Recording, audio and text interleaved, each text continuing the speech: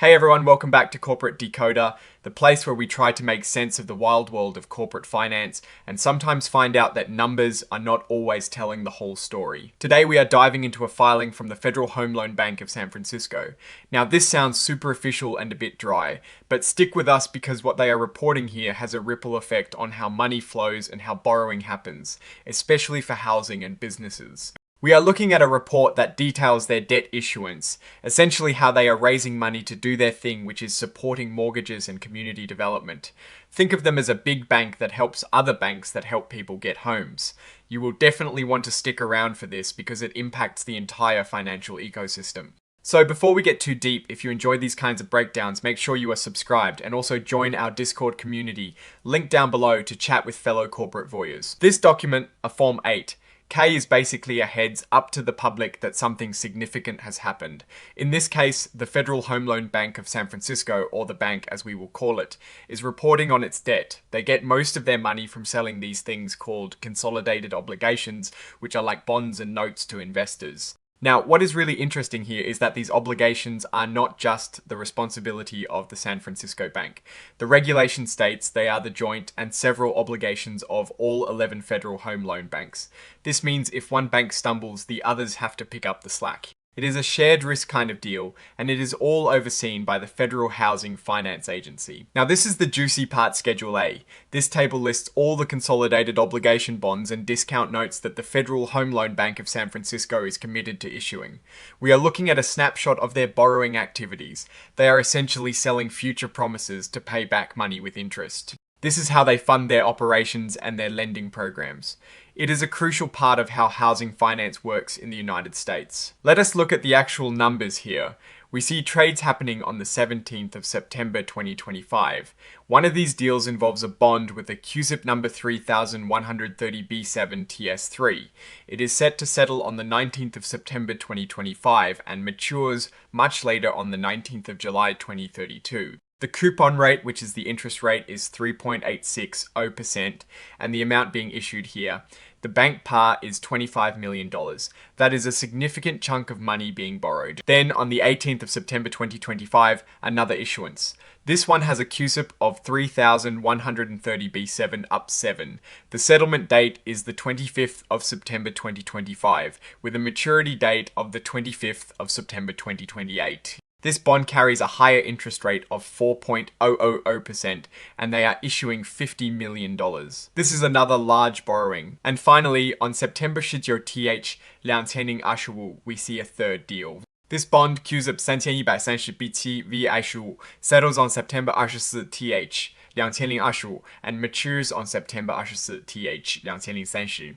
The interest rate here is 4.15% and the bank is issuing $10 million.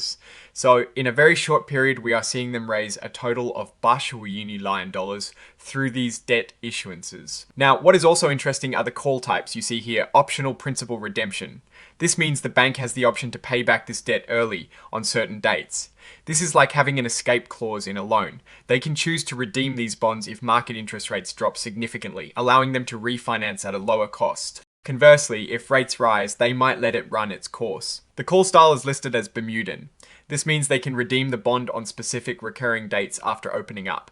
Unlike an American style where they can redeem anytime or a European style where it is only one specific date, Bermudan offers a bit more flexibility within a set schedule. And the rate type is fixed constant. This basically means the interest rate on these bonds will not change over their lifetime.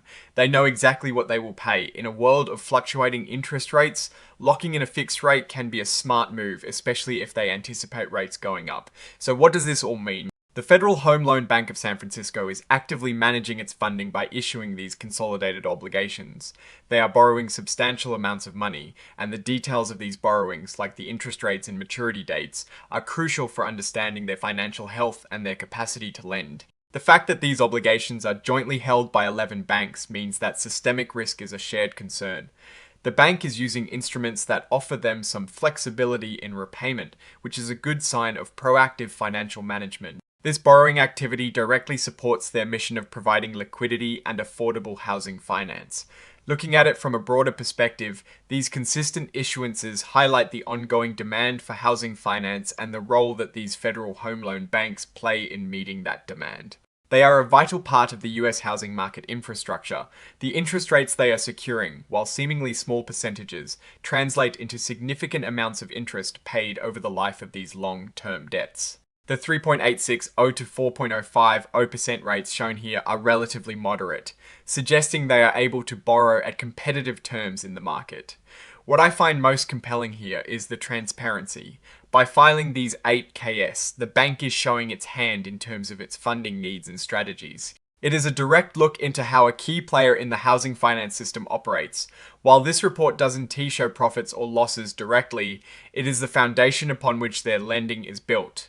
If they cannot secure funds efficiently, their ability to support the housing market diminishes. In conclusion, the Federal Home Loan Bank of San Francisco is actively managing its debt portfolio by issuing new consolidated obligations. They are borrowing significant sums at fixed rates, with the option to redeem them early. This is a normal and essential part of their business, ensuring they have the funds to support housing and community development. The joint and several liability across all 11 banks adds an interesting layer of interdependency and systemic risk to consider. For investors and anyone interested in housing finance, keeping an eye on these debt issuances provides a clear view of the bank's operational capacity and its underlying financial strategy. Alright, that is our breakdown of the Federal Home Loan Bank of San Francisco's latest filing. What are your thoughts on how this debt issuance impacts the housing market? Or maybe you have a different take on their strategy. Drop your insights in the comments below. If you found this dive into corporate finance helpful, please give this video a thumbs up. It really helps us out, and subscribe for more deep dives like this. And as always, check out our Discord community in the description. It is a great place to connect and discuss. Thanks for watching. See you next time.